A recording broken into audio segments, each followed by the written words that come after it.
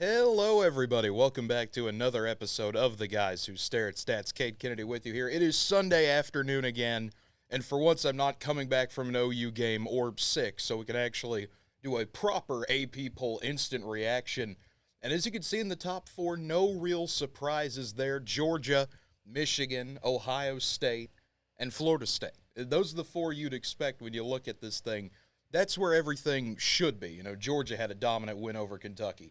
Michigan dismantled Minnesota. Ohio State struggled a bit against Maryland, but the Buckeyes were able to do what you're supposed to do in those games. They pulled away. Same thing with Florida State. Struggled for a little bit against Virginia Tech in the middle section, but was eventually able to get the job done. And then you scroll down, and there's where everything changes. Oklahoma, biggest win in a while for Oklahoma. Sooners are now number 5. They've put everybody on notice. If you did not believe in this team from the first 5 weeks that you'd seen them, if you looked and said, well, they've only put 20 on Cincinnati. Well, they struggled with SMU. This Oklahoma team's legit. I mean, you could see the shirt I'm wearing today. You obviously know I'm an OU fan, but this is what OU people have been trying to say for a little bit. This team is different. They can play and compete with all of these other teams, and they're getting rewarded for it now after the amazing comeback to beat Texas. Sooners at number 5. Penn State, Oregon, Washington, got that out of order, but it's still 6, 7, 8, Nittany Lions, Huskies, and Ducks. And then Texas falls to 9. And Texas is obviously, their playoff path, it's still wide open. I mean, they still have the Alabama win. That's their huge win. I mean, that's their big victory that's going to carry them now the rest of the season. You played close against Oklahoma. There's a very good chance we know OU and Texas might meet again in Arlington for the Big 12 championship. And as you keep scrolling here, USC falls to 10. And there's a reason for that. If you stayed up late to watch it, you know what happened. You saw how weird that game was. USC getting a triple overtime win over Arizona. And that's a game Arizona could have easily won. It's 17-0 Arizona with 12 minutes to go until halftime. USC looked terrible. They had, 0 yards the entire first quarter? I mean, it was pathetic for the Trojans. It really was. It's something you're not used to seeing. But credit to USC, their defense buckled up when they needed to at times. Arizona was still able to get away with some big power runs late. I mean, Arizona's running halfback tosses like they're Les Miles in the early 2010s with LSU. They're able to still get big gains. And congrats to Arizona for taking USC all the way to triple overtime. But if you're USC, that is an ugly loss there. Alabama, they survive in College Station. They stay at 11. North Carolina moves up to 12. They blow out Syracuse. Drake May's still playing great. Tar Heels taking care of business. Ole Miss struggled a bit against Arkansas. That's one of those games, though, for Ole Miss and Arkansas. You know it's going to be competitive no matter what. Both teams could be really good. Both could be really bad or somewhere in between. You know what's going to happen in that game. And Ole Miss, credit to them, they're continuing to build on. I mean, they beat LSU in the shootout last week. Play a little bit more of a defensive battle, only 27-20 this time. But Ole Miss, they're 5-1. They're number 13. And then Louisville. Louisville's 14. You could see that big 11 right there. They moved up 11 spots for not just beating Notre Dame, for dismantling Notre Dame, forcing 3 Sam Hartman interceptions, and they made Notre Dame look horrible. Louisville did everything you were supposed to do in this game. They had an amazing crowd. They had everything they needed to go their way. And what Coach Braum has been able to do there so far, only 6 games, you won all 6 of them. Louisville looks like a team that you got to keep an eye on. I mean, they've come out of nowhere seemingly for a lot of people, but it's a lot of fun to see what the Cardinals are going to continue to be able to do, especially after that beatdown of Notre Dame. And Oregon State at 15, they got into a little bit of a Pac-12 after dark situation. They beat Cal by 12, but had to win that game 52-40. Utah moves up to 16, Duke back up to 17. UCLA jumps in at 18, just above the team they beat. Washington State, UCLA's defense, credit to them. They played amazing. Defense is not something we talk about a whole lot in the Pac-12, but UCLA able to prove it in a 25-17 win over Wazoo, who we see right there in 19. And you look at who else is 19. It's Tennessee. Tennessee able to kind of have that bye week, bounce back a little bit. And the Vols, they're in a weird position now where you know what you have to do. You have to keep on winning. You'll get that big showdown with Georgia. It's just, can they continue to improve every single week? And Notre Dame falls all the way to 21. That's what happens when you play terrible. I mean, Notre Dame legitimately did not look well at all in this game. They had so many just mistakes. They couldn't run the football to save their life. I think at one point in time, they're averaging 1.1 yards per carry or something like that.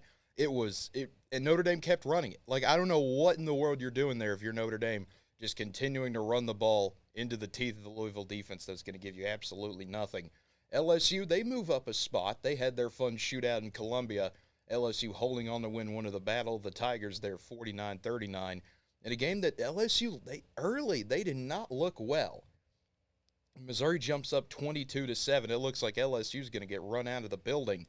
But credit to Brian Kelly's team, credit to Jaden Daniels. He plays great, and LSU able to fight their way back and get a 10-point victory in Columbia, which is not a fun place to play at times, folks. I know it's kind of weird still seeing Mizzou in the SEC even after a decade, but Faro Field, that is not a fun place to play, especially at 11 a.m.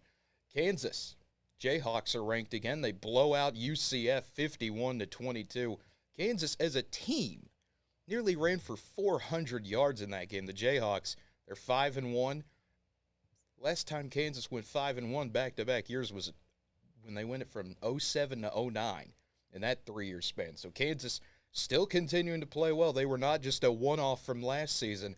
Jayhawks are still here to play at 23. And Kentucky gets dismantled by Georgia.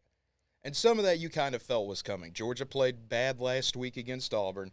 Kentucky's 5-0. It's a ranked opponent in Athens. You knew Georgia was going to play well. But Kentucky, they came out and they scored. They kept it respectable for a little bit. It was 21-7, then 24-7.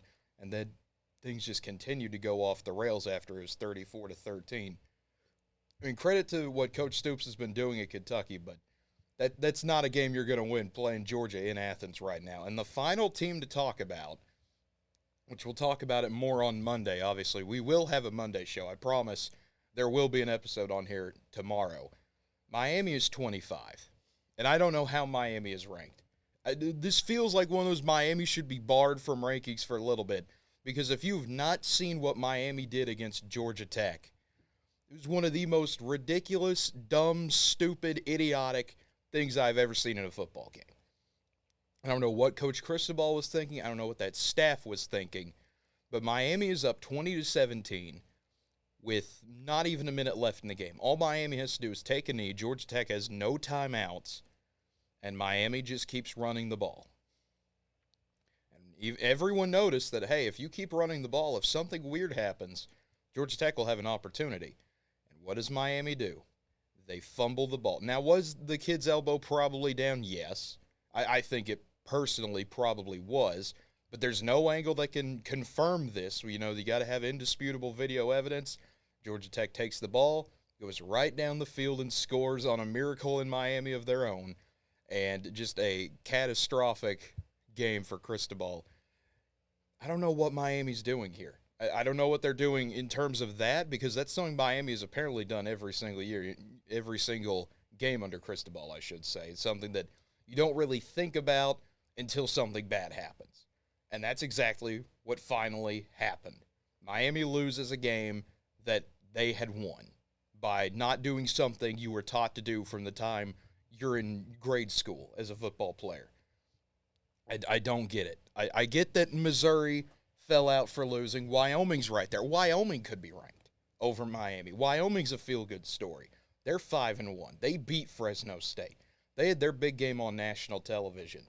Why is Miami ranked? I get that they dropped 8 spots, and I get that's probably a decent enough punishment, but when they're right there on the borderline like that, like, come on, voters. That's all I'm saying. Miami, for something as ridiculous as that, should not be ranked this week. I know it seems like a minor nitpick, like 25 are not ranked. What's the big difference? But Miami plays North Carolina next week, so I think they still want that game to be a top 25 matchup there. But, folks, that will wrap it up for this AP Poll Instant Reaction. As always, feel free to like the video, subscribe to the channel, leave a comment down below. Tell me what you agree with, disagree with, all those good things. And we will be back it should be a nicer enough week that we can get some episodes up, not just hopefully on a Wednesday or a Thursday. Hopefully we can have a bigger week of episodes for you folks. But until next time, have a good one, everybody.